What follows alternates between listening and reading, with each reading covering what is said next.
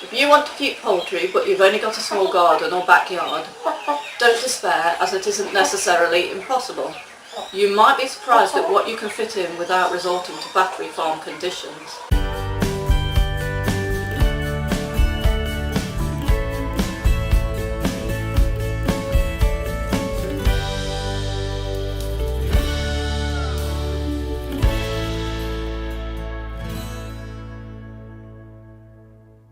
Let's start small. If you haven't got much space outdoors or no garden at all, then you could consider corturnix or Japanese quails.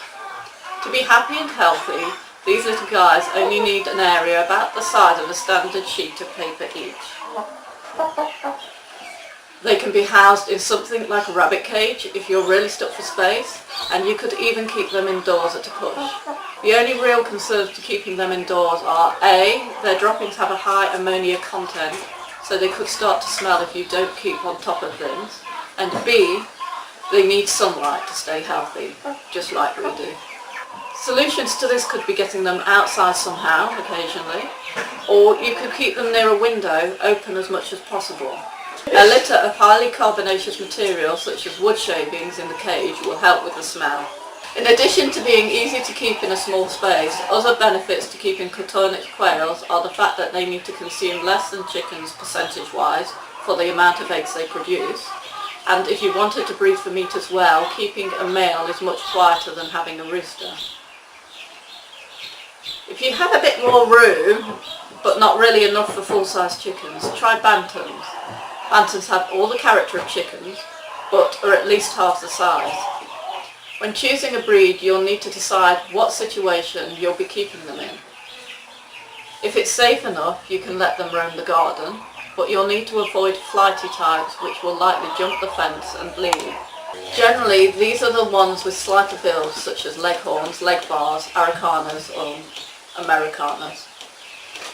If you want to keep these types, after all leghorns are the best layers, then you'll probably need a fully enclosed coop and run.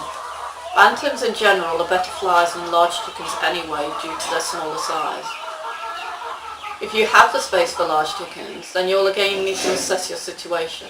When it comes to flighty large chickens, I wouldn't recommend enclosing them at all in a small space. The reason for this is when they reach their full size as adults, they carry a lot of weight behind them, and they fly at the size of the run or coop and could seriously injure themselves. These birds really need full free range. This is Ginger. She's our golden leg bar girl. As you can probably see, she's got some damage to her beak. Now, she's not had her beak clipped. That's an injury she's had from, we think, running or flying into the aviary sides or walls. We used to shut them at night in the aviary, and it never used to be a problem, but as she's gotten bigger and older, she's damaged her beak. She did it once and then it healed, so we thought it was a one-off, but then she went and did it again, so we've taken to leaving the aviary door open now so that she doesn't get a bit crazy in the morning wanting to get out and just lets herself out. For small spaces, look for chickens that cope well with confinement. You may also want hens that lay well if you don't have the room for many. I'll go through a few breeds I think are worth considering. Australorps are a popular breed in many countries.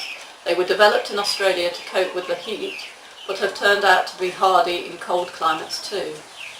They cope with confinement, lay almost daily, and continue to lay through winter. They are also quite docile in character, both towards people and other flock members.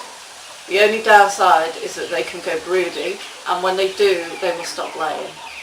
However, a broody cycle can be broken, and then they'll start laying again in about 2 weeks. Commercial reds, or commercial layers, such as the Isa Browns that we have here in Australia, tend to be slightly smaller than a full-size large fowl.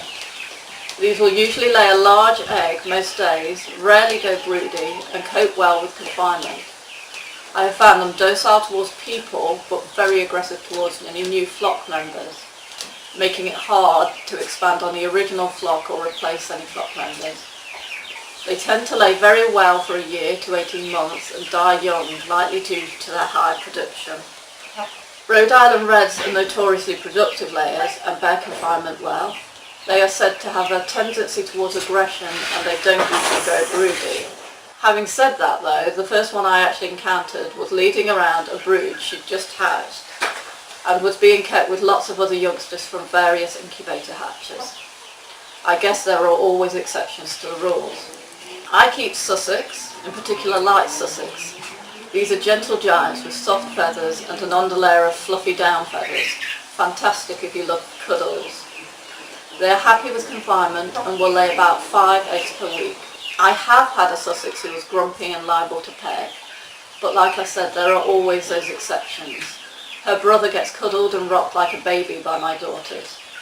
When it comes down to it, whatever flock you choose to keep, it's a personal choice and there are lots to choose from.